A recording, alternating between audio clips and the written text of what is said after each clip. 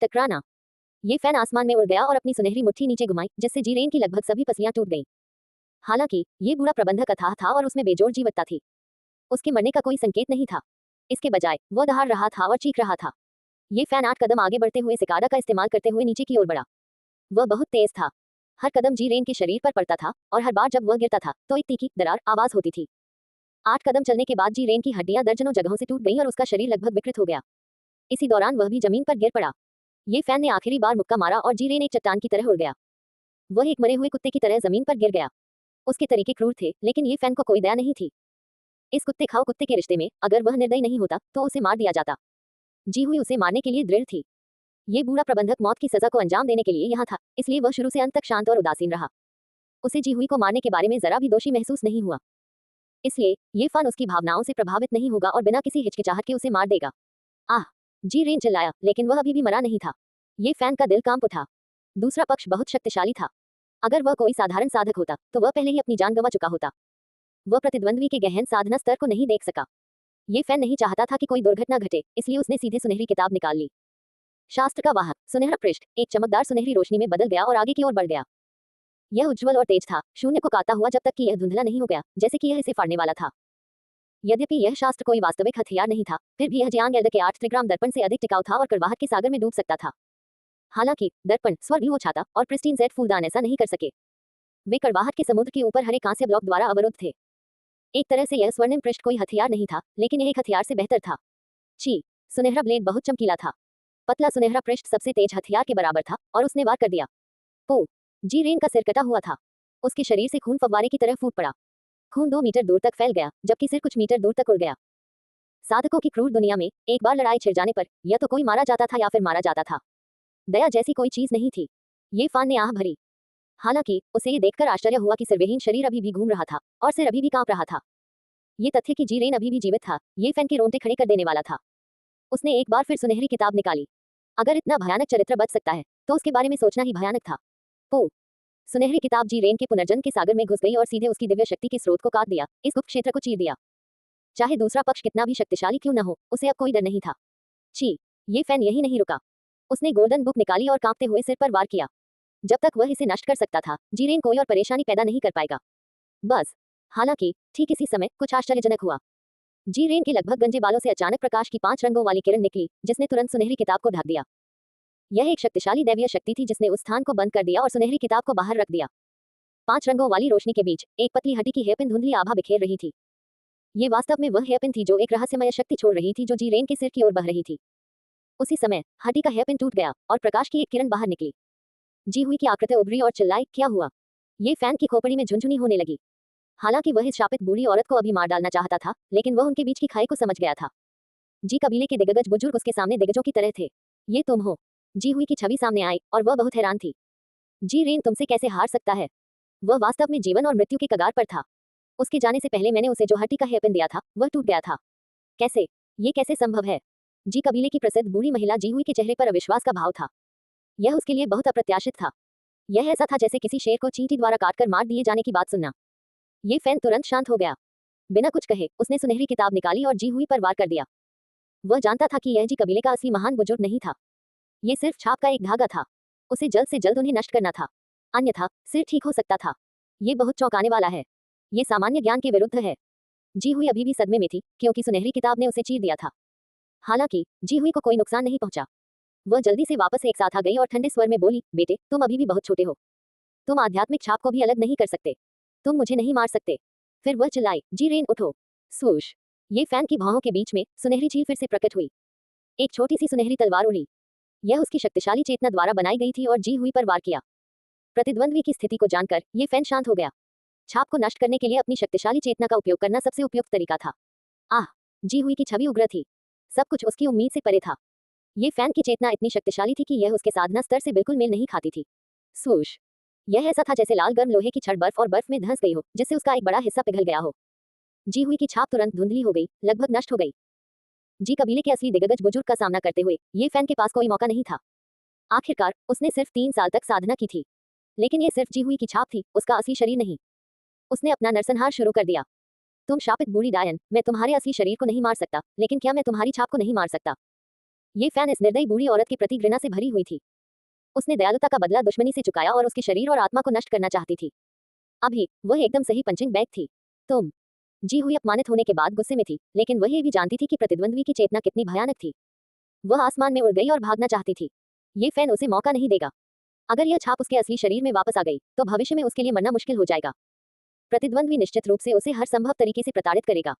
लानत है बूढ़ी डायन, क्या तुम्हें पीछा करना और मारना पसंद नहीं है? ये फैन दौड़कर आया और चिल्लाया, आज मैं तुम्हें देखने के लिए पीछा करूंगा और मारूंगा। पफुट।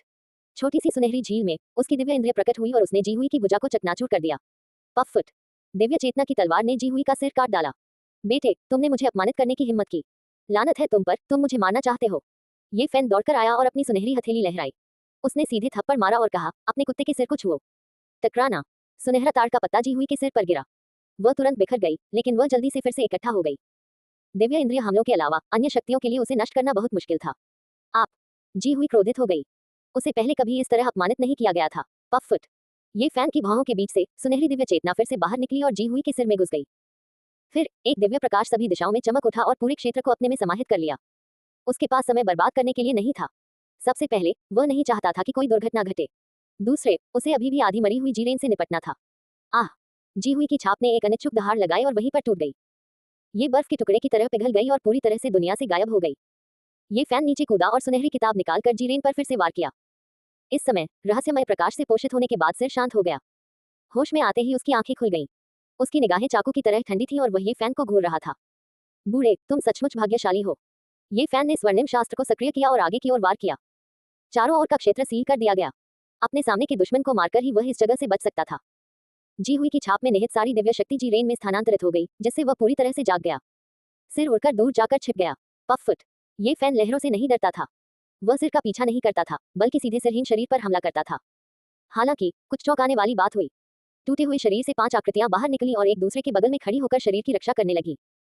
पहला व्यक्ति काले कवच पहने हुए था और उसके हाथ में एक बड़ी दरांती थी।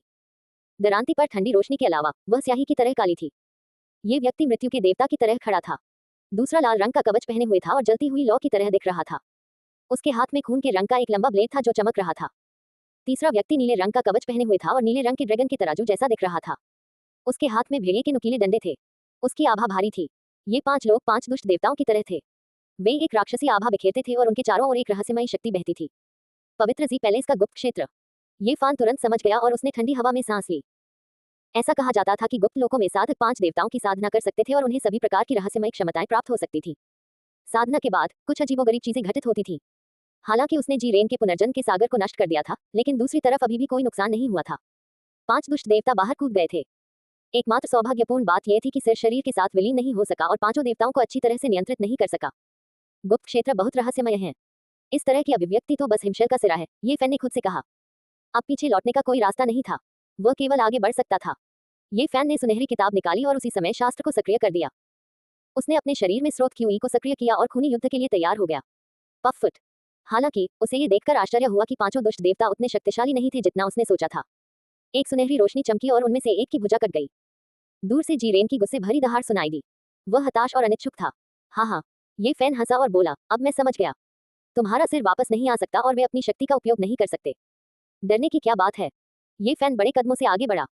उसने अपनी सुनहरी मुट्ठी लहराई और एक पेंग ध्वनि के साथ एक दुष्ट देवता अलग हो गया। ये चमकदार बहुरंगी रोशनी के विस्तार में बदल गया और गायब हो गया। जीरेन दहाड़ा। हालांकि उसके पास शरीर नहीं था, लेकिन उसकी आध्यात्मिक भावना और भी भयानक थी। फुट। दुनिया में अंधेरा छा गया और आकाश में एक विशाल बैंगनी जाल दिखाई दिया, जिसने सब कुछ ढक लिया। स्वर्ग का सर्वव्यापी जाल। ये फैन चौंक गया। ये वह जाल था जिसने उसे फंसाया और उसे बाहर निकलने से रोका। अप्रत्याशित रूप से स्वर्ग का जाल उसकी ओर नहीं दौड़ा। इसके बजाय यह उसके सिर के चारों ओर लिपटा और दूर भाग गया। शेष 4 दुष्ट देवता प्रकाश की 4 किरणों में बदल गए और आकाश में भाग गए। ये बूढ़ा कमीना। ये फैन दौड़ा, अपनी पूरी ताकत लगाकर उसके शरीर को पूरी तरह नष्ट कर दिया। उसने अधूरे शून्य हथेली के निशान को लहराया और उसे आकाश की ओर पटक दिया। Bang bang bang bang. काले हाथ ने आकाश को ढांक लिया और चारों दुष्ट देवताओं को टुकड़े टुकड़े कर दिया। उसने देरी करने की हिम्मत नहीं की और जीरेन का पीछा करने के लिए दूर तक दौड़ पड़ा। शरीर के बिना सिर की दिव्य शक्ति सीमित थी। आखिरकार पुनर्जन्म का सागर और दाव पैलेस का गुप्त क्षेत्र नष्ट हो चुका था। जीरेन शक्तिहीन था और ओवाचिंग हेवन नेट उसकी रक्षा नहीं कर सकता था। उसकी गति धीरे धीरे धीमी हो गई।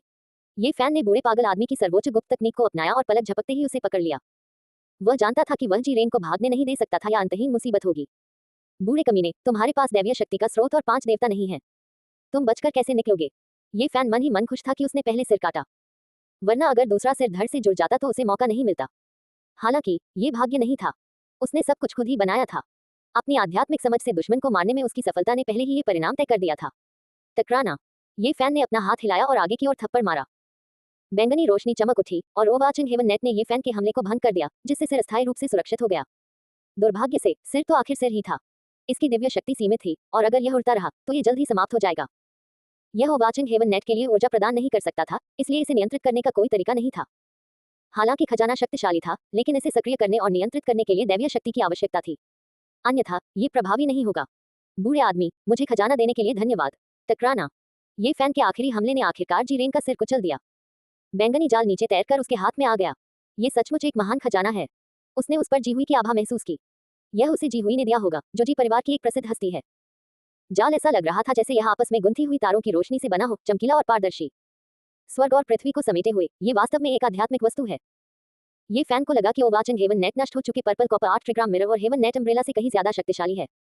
इस पर धुंधले पैटर्न थे जो बहुत रहस्यमय थे। ऐसा लग रहा था कि यह सूर्य, चंद्रमा और सितारों को कैद कर सकता है। वह रुका नहीं। इस जगह के सारे निशान मिटाने के बाद वह बिजली की तरह तेजी से उड़ गया। उसे लाइमलाइट से बचना था। अगर जी परिवार के मशहूर लोगों को पता चल गया तो वे निश्चित रूप से क्रोधित हो जाएंगे और उसे जाने नहीं देंगे।